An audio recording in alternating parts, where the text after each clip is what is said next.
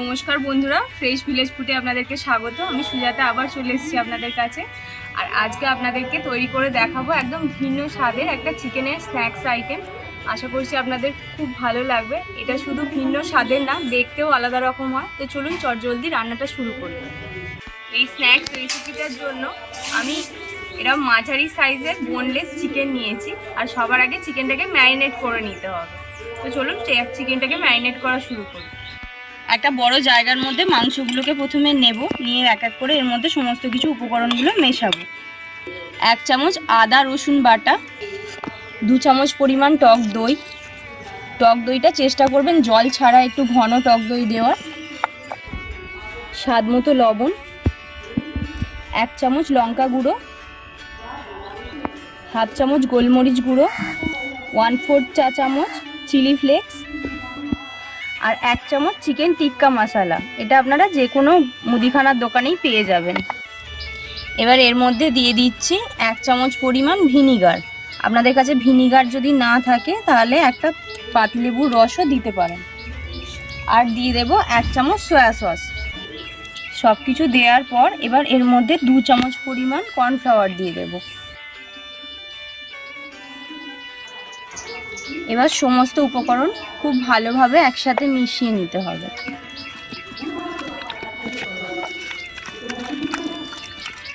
বন্ধুরা, আমার সমস্ত মশলা খুব ভালো করে মাখানো হয়ে গেছে। এবার এটাকে 1 ঘন্টার জন্য আমি ঢাকা দিয়ে রেখে দেব। মাংসটা যতক্ষণে ম্যারিনেট হচ্ছে বন্ধুরা, আমি এখানে 2 বড় সাইজের আলুর গায়ে খোলা ছাড়িয়ে ভালো করে ধুয়ে নিয়েছি। এবার এইগুলোকে লম্বা লম্বা করে কেটে নেব।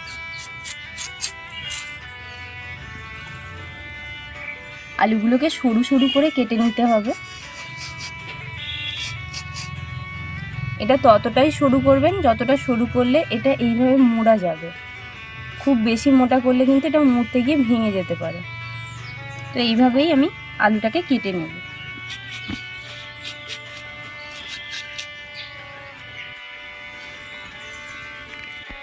বন্ধুরা, আলুগুলোকে কেটে নিয়েছি।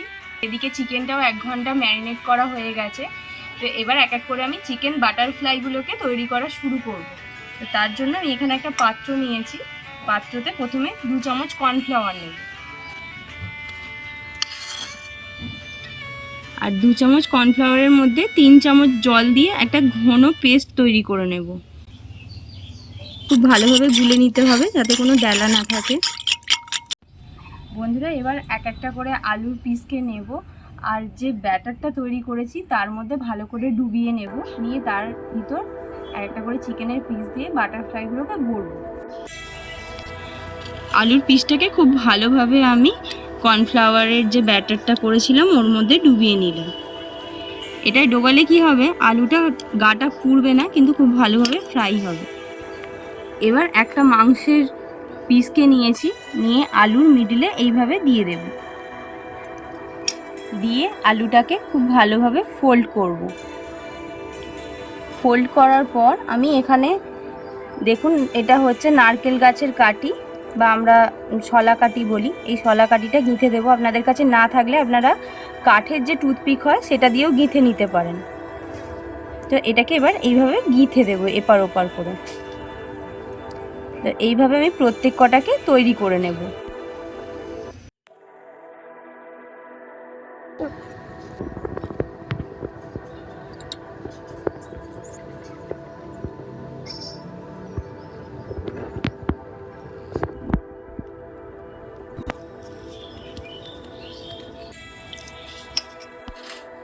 বন্ধুরা দেখুন, অনেকগুলো চিকেন বাটারফ্লাই আমি তৈরি করে নিয়েছি। বাটারফ্লাই বলছে এই কারণে, দেখতে দেখুন অনেকটা প্রজাপতির মতো লাগে এটাকে, ওই জন্য এটার নাম দেয়া হয়েছে যে চিকেন বাটারফ্লাই।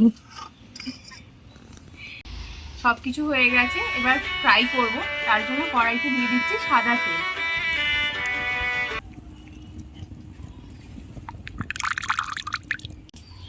তেল গরম হয়ে গেছে। এবার তেলে এক এক করে আমি বাটারফ্লাইগুলোকে ছেড়ে দেবো। আর এটা ডিপ ফ্রাই করতে হবে, আর খুব মিডিয়াম আঁচে 10-15 মিনিট মতো টাইম ধরে আস্তে আস্তে করে ভাজতে হবে।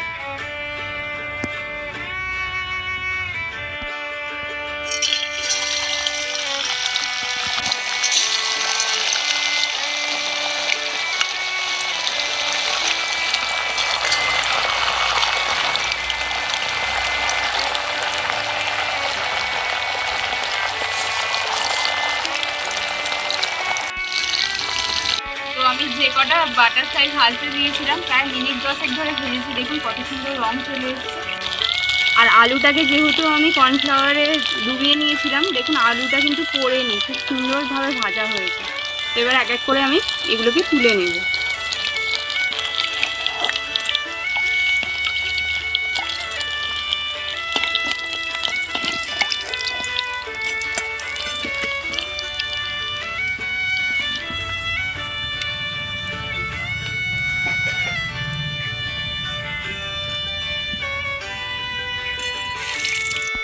বন্ধুরা এই একইভাবে আমি বাদবাকি বাটারফ্লাইগুলোকেও ভেজে নেব।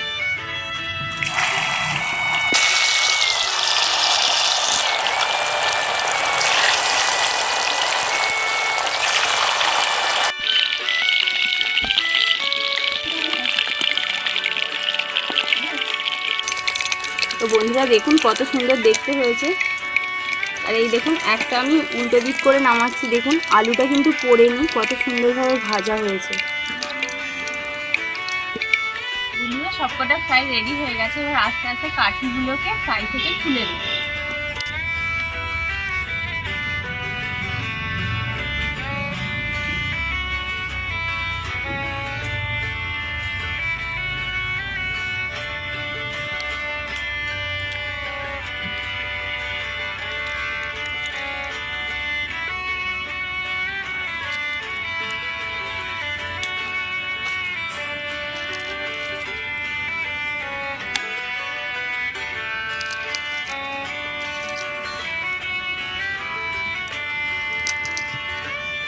দেখুন কত সুন্দর বন্ধুরা দেখতে হয়েছে, আর খেতে তো ভালো হবে অবশ্যই।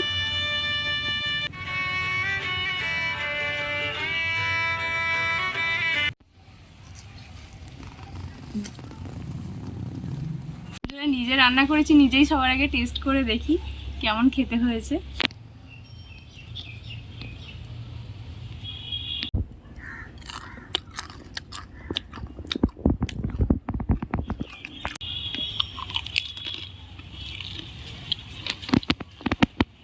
দারুণ হয়েছে বন্ধুরা, বিশ্বাস করুন